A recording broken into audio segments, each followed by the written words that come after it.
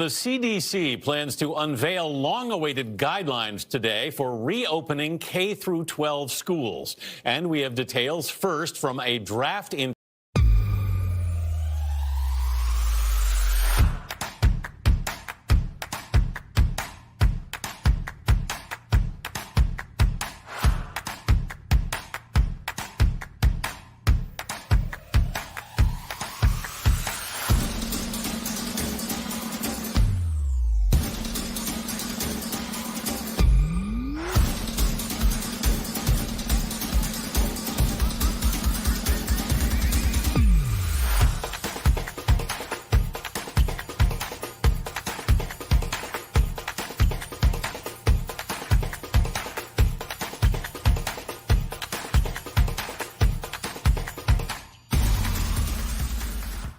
internal summary obtained by CBS News. Nancy Cordes is at the White House. Nancy, what do these proposed guidelines say exactly?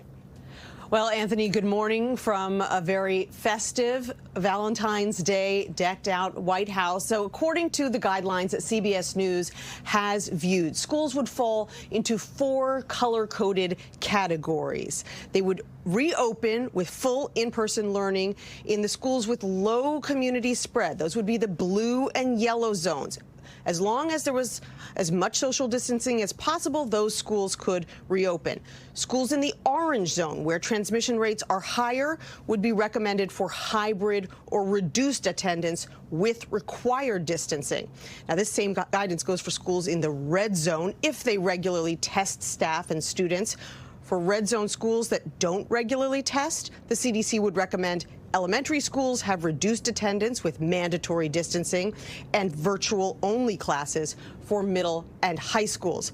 Now, these guidelines are also expected to include mitigation strategies like masks and hand washing, resources devoted to under-resourced communities, prioritizing teachers for vaccines, and accommodating high-risk educators with virtual teaching or flexible schedules.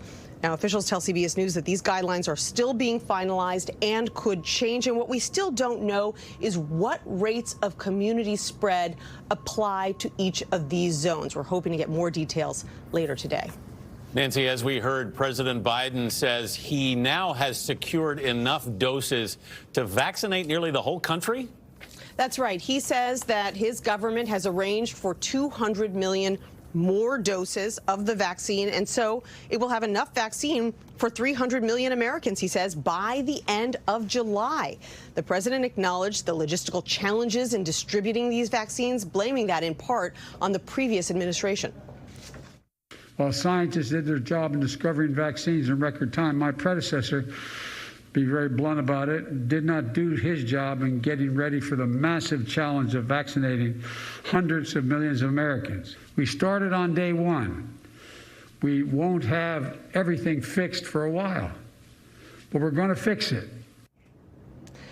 Later today, the president is going to meet with governors and mayors to talk with them about pandemic relief. Many of them have been very vocal about how frustrated they are that the vaccine keeps running out.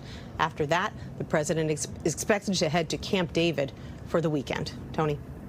I'll take it, Nancy. Encouraging news on the vaccine front. I'm glad the White House is out in front on Valentine's Day. Thanks. I kind of want to know what the sign behind says. you, Nancy? What does it say behind you? What do the hearts say? You know, Peace? they're candy hearts. Peace, We've hope. got hope, Hope. Peace and hope. courage, Okay. love, lots of love, healing, kindness, that kind of thing. All right, very good. I agree with you, Nancy. I'm glad they're out there. I am as well. Nancy, thank you very much.